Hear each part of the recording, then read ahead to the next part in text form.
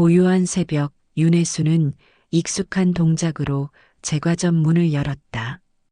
칠순이 넘은 그녀의 몸은 더 이상 청춘의 패기를 기억하지 못했다. 평생 반죽을 치대며 살아온 손은 굳은 살과 마디마디 굽은 관절로 가득했고 시큰거리는 통증은 이제 일상이 되어버렸다. 특히 무릎은 뼈끼리 부딪히는 듯한 소리와 함께 그녀의 모든 움직임을 고통스럽게 만들었다. 며칠 전 병원에서 들은 진단은 그녀의 삶을 멈춰 세운 듯했다. 무릎 인공관절 수술이 시급하다는 의사의 말과 함께 700만 원이라는 수술비는 마치 닿을 수 없는 높은 벽처럼 느껴졌다. 혜수는 작업복으로 갈아입으며 한숨을 내쉬었다. 새벽 3시에 일어나 반죽을 준비하고 빵을 굽는 일은 이제 그녀에게 버거운 노동이 되었다. 손목 보호대를 단단히 감고 반죽기에 밀가루를 부었다. 기계가 돌아가는 동안 그녀는 잠시 의자에 앉아 눈을 감았다. 머릿속에는 오직 수술비 걱정뿐이었다. 평생 자식들에게 짐이 되지 않으려 홀로 빵집을 지켜왔는데 이제 와서 도움을 청해야 하는 상황이 서러웠다. 윤혜수는 고된 하루를 마치고 작은 방에 앉았다. 굳은 살 박힌 손으로 무릎을 주무르며 그녀는 며칠째 잠 못 이루던 고민을 털어내려 했다. 병원에서는 수술을 권했지만 700만 원이라는 비용은 그녀에게 너무나 큰 부담이었다. 결국 그녀는 마지막 희망처럼 느껴지는 아들 도연에게 조심스럽게 전화를 걸었다. 수화기 너머로 들리는 아들의 목소리는 평소와 다름없었지만 혜수는 왠지 모를 긴장감을 느꼈다. 도연아, 엄마야. 혹시 말이야, 엄마 무릎 수술비 좀 도와줄 수 있을까? 잠깐의 정적 후 아들의 목소리는 차갑게 변했다. 엄마, 요즘 회사도 어렵고 나도 여유가 없어. 미안해. 혜수는 가슴이 철렁 내려앉는 것을 느꼈다. 이어 전화기를 넘겨받은 며느리 수진의 목소리가 들려왔다. 어머니, 저희도 대출이 많아서 힘들어요. 그냥 치료 안 하고 버티시면 안 될까요? 그녀의 말은 마치 혜순의 존재가 그들에게 짐이 된다는 듯 들렸다. 혜순은 더 이상 아무 말도 할 수 없었다. 그저 알았다는 한마디만 남긴 채 전화를 끊었다. 수화기 너머로 들려오는 자식들의 차가운 대답은 혜순의 마음에 깊은 상처를 남겼다. 그녀는 평생 자식들을 위해 빵을 구웠다. 뜨거운 오븐 앞에서 땀을 흘리고 새벽부터 반죽을 치대며 모은 돈으로 자식들을 뒷바라지했다. 그러나 정작 그녀가 도움이 필요할 때 그들은 차갑게 돌아섰다. 며칠이 흘렀다. 혜수는 여전히 절망감 속에서 하루를 보내고 있었다. 그때 이웃집 아주머니가 문자로 사진 한 장을 보내왔다. 무심코 사진을 연 혜수는 충격을 금치 못했다. 사진 속에는 화려한 호텔 연회장에서 환하게 웃고 있는 아들 부부의 모습이 담겨 있었다. 며느리 아버지의 칠순 잔치였다. 도연은 고급 양복을 차려입고 수지는 우아한 드레스 차림이었다. 그들의 모습은 혜순이 아들에게 들었던 여유가 없다는 말과는 너무나 달랐다. 혜순은 사진을 들여다보며 눈물을 흘렸다. 그녀의 헌신과 고통은 철저히 외면당하고 있었다. 그녀의 눈에 비친 것은 아들의 따뜻한 마음이 아닌 그들의 이기적인 모습뿐이었다. 그녀는 각 구운 빵의 따뜻함도 오븐의 열기도 느끼지 못했다. 오직 차갑고 텅 빈 허공만이 그녀를 감싸고 있었다. 혜수는 텅 빈 빵집에 홀로 앉아 있었다. 아들 부부의 차가운 외면과 칠순 잔치 사진이 주는 배신감에 그녀는 모든 기운을 잃은 듯했다. 그때 빵집 문에 달린 풍경이 맑은 소리를 내며 울렸다. 낯익은 얼굴이 문을 열고 들어섰다. 50년이 넘는 세월이 흘렀지만 그녀는 단번에 알아보았다. 고등학교 동창 정미자였다. 혜순아, 아직도 여기서 빵을 만드네. 미자는 환하게 웃으며 다가왔다. 혜수는 반가움에 눈물이 핑 돌았다. 미자야, 내가 어떻게 여기를. 오랜만에 만난 친구의 따뜻한 목소리에 그동안 쌓였던 서름이 터져나왔다. 혜수는 그날의 고통과 아들 부부의 외면을 털어놓았다. 미자는 묵묵히 그녀의 이야기를 들어주었다.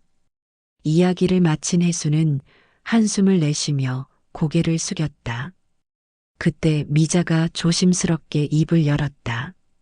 혜순아, 내가 가진 이 집터 말이야. 혹시 그 가치를 알고 있니? 혜수는 고개를 저었다. 평생을 빵집으로만 생각했던 낡고 오래된 건물이었다. 이곳이 신도시 개발 구역에 포함됐대. 이미 도시계획이 확정됐고 이제 보상 절차만 남았다고 하더라. 내가 받을 보상금만 해도 수십억은 될 거야. 미자의 말에 혜수는 자신의 귀를 의심했다. 수십억?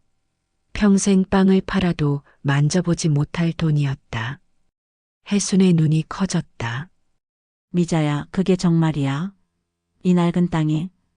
응, 맞아. 절차가 좀 복잡하고 서류 준비할 것도 많지만 내가 부동산 일을 하고 있으니 다 도와줄게. 절대 혼자 힘들어하지 마. 미자는 혜순의 손을 따뜻하게 잡으며 말했다. 친구의 진심 어린 말과 따뜻한 손길에 혜순은 다시 한번 눈물을 흘렸다. 하지만 이번에는 슬픔의 눈물이 아니었다. 절망 속에서 피어난 한 줄기 희망의 눈물이었다. 미자가 전해준 소식은 혜순에게 새로운 삶의 가능성을 열어주었다. 낡은 집터는 단순한 건물이 아니라 그녀의 인생을 바꿀 수 있는 기회였다. 혜순은 다시 살아갈 용기를 얻었다.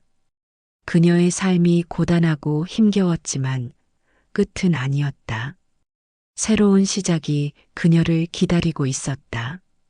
혜수는 미자에게 고마움을 전하며 떨리는 목소리로 말했다. 고마워, 미자야. 정말 정말 고마워. 미자는 혜순을 따뜻하게 안아주었다. 그들의 재회는 단순한 만남이 아니었다. 한 사람의 삶에 새로운 빛을 비춰준 운명적인 순간이었다. 혜수는 다시 빵을 굽기 위해 오븐을 향했다. 아까와 달리 그녀의 발걸음에는 힘이 느껴졌다. 정미자가 전해준 소식은 혜순의 삶뿐만 아니라 아들 부부의 태도까지 완전히 바꿔놓았다. 땅이 개발되어 수십억의 보상금이 나온다는 사실을 알게 된 도연과 수지는 며칠 전의 차가운 모습은 온데간데 없이 매일같이 빵집을 찾아왔다. 아침 일찍 문을 열자마자 도연이 들어섰다. 엄마, 제가 반죽 좀 도와드릴게요. 무릎도 아프실 텐데 무리하지 마세요. 그는 혜순의 손에서 반죽통을 넘겨받아 능숙하게 기계에 부었다. 혜순은 어색한 미소를 지으며 아들의 달라진 모습에 낯설어했다. 며느리 수진도 퇴근 후 빵집에 들러 혜순의 어깨를 주무르며 살갑게 굴었다. 어머니, 이제 위험하니까 저희 집으로 오세요. 저희가 잘 모실게요. 그들의 갑작스러운 다정함은 혜순의 마음을 흔들었다. 차갑게 돌아섰던 그들의 모습이 떠오르면서도 한편으로는 다시 가족의 온정을 느끼는 듯했다. 하지만 그들의 진심은 오래가지 않았다. 어느 날 수지는 커피를 내밀며 조심스럽게 말을 꺼냈다. 어머니, 땅 보상 나온다면서요? 해수는 고개를 끄덕였다. 수지는 해순의 눈치를 살피며 말을 이었다. 세금 줄이려면 명의를 잠시 저희한테 돌려놓는 게 좋아요. 보상금도 저희가 관리하는 게 여러모로 편하실 거예요. 해순의 마음이 싸늘하게 식었다. 그녀는 수진의 말에서 탐욕을 느꼈다. 며느리는 웃는 얼굴로 인감증명서와 위임장을 내밀었다. 해순의 손이 분노와 배신감에 떨렸다. 그녀는 며칠 전 차갑게 외면했던 아들 부부의 모습과 지금의 다정한 모습을 교차하며 생각했다. 이들의 다정함은 순수한 마음에서 우러나온 것이 아니었다. 오직 돈, 그녀가 가진 땅의 가치 때문이었다. 해수는 자신이 짐이 되던 존재에서 갑자기 돈이 되는 존재가 된 사실에 깊은 절망감을 느꼈다. 해수는 묵묵히 서류를 바라보았다. 그녀의 삶이 오직 돈으로만 평가되는 것 같아 비참했다. 그녀는 그들의 위선적인 행동에 분노하며 조용히 서류를 밀어냈다. 난 도장을 찍지 않을 거다. 해순의 단호한 목소리가 빵집에 울려 퍼졌다. 아들 부부는 당황한 표정을 지으며 서로를 바라보았다. 그들의 가면 뒤에 숨겨진 탐욕이 여실히 드러나는 순간이었다. 해수는 며느리 수진이 내민 서류와 인감 도장을 보며 망설였다. 수진의 얼굴에는 미소 대신 조급함이 엿보였고 도연은 애써 시선을 피했다. 해수는 그들의 탐욕스러운 눈빛을 보며 마음속 깊은 곳에서부터 차오르는 분노를 느꼈다. 바로 그때였다. 빵집 문이 열리며 익숙한 얼굴이 들어섰다. 빵집 단골인 경찰관 부부였다. 어머니, 오늘 빵 냄새가 유난히 좋네요. 경찰관인 남편과 그의 아내는 환한 미소로 인사했다.